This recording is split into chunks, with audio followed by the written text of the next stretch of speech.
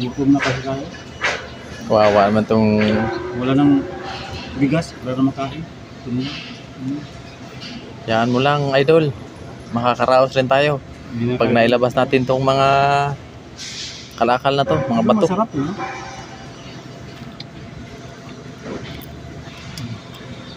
Pag nailabas na natin to, makakabili na tayo ng bigas, binlod. Labas ng bato. Bigat kasi yung bato eh.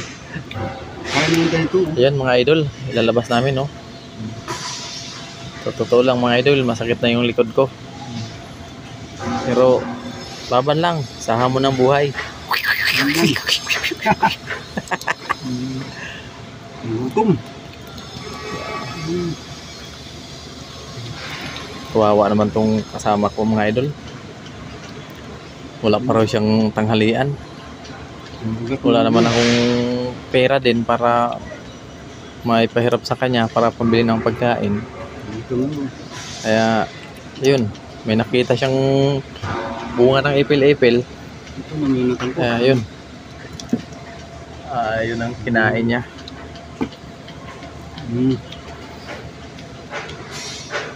Wawa naman taong ito idol.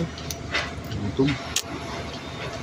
Parang tinukuro talaga ang puso ko sa tuwing nakikita ko yung kapwa ko tao na ganito. Tapos, yun na. Okay, tubig. Idol, wala. Karga naman ito.